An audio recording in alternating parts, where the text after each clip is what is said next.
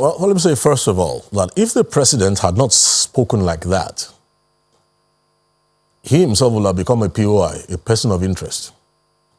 The fact that the president opened up and said, look, his colleagues, Petraeus, all over the world, if what he has is a military training and he has deployed the military training and he's facing a new war form that now defies all the textbooks that were available in the days they were trained for warfare, I think we're listening to a very sincere comment that should be taken with all seriousness.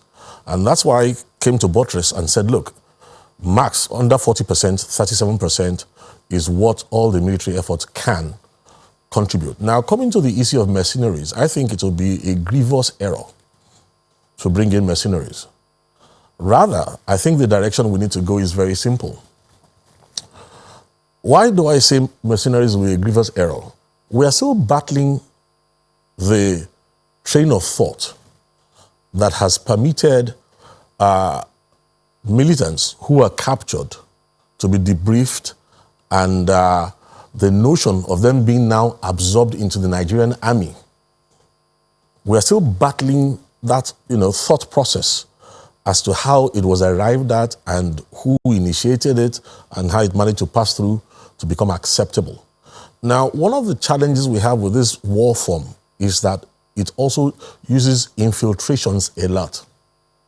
So when you say mercenaries now, who is going to be bringing in the mercenaries? Who is going to be paying the mercenaries? Where is he sourcing them from? And how are we sure that these are mercenaries who really have the interest of the nation on hand? Some of the things that have been going on in the war front, we know they're not subjects for discussion on TV. But I would say something that what we need to do rather is to go the way of UAVs, unmanned air vehicles, or drones rather. Let's go the way of drones. For the love of me, I'm still wondering how come we have not developed a Nigerian... Look, drone technology is not nuclear physics. Drones technology will cut down 60-something% of the casualties. There are drones today that are fitted with facial recognition. Drone technology deployed in the Northeast will turn the tide of battle. Not only should drone technology be deployed in the Northeast, it should also be part of the economic package of the country. There are other countries today where they're using drones to deliver medicines to villages. They're using them to serve the economy. I would have thought that Nigeria should be in the forefront of this. So trust me, instead of looking for mercenaries and all that, we should go more intelligent, because we are dealing with a very intelligent enemy that is also has access to funding that is much more than what is available locally in Nigeria. So I believe that the UAV option is not only cheaper, it's much more efficient. And just as you start to use your UAVs, don't forget that there are many other technologies that are available today that can be deployed. Number two, Nigeria has neglected to develop the proper lobby teams in many nations of the world.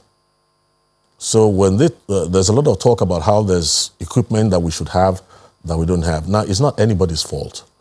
It's the fact that the enemy that is taking Nigeria apart has its own lobby global effort that is stripping Nigeria's foreign policy in the nations of the world.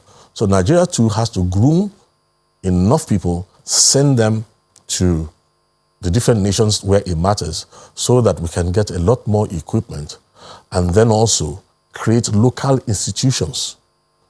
I can tell you something, there are Nigerians who can produce drones from scrap and also fit them with gadgetry that will work for us.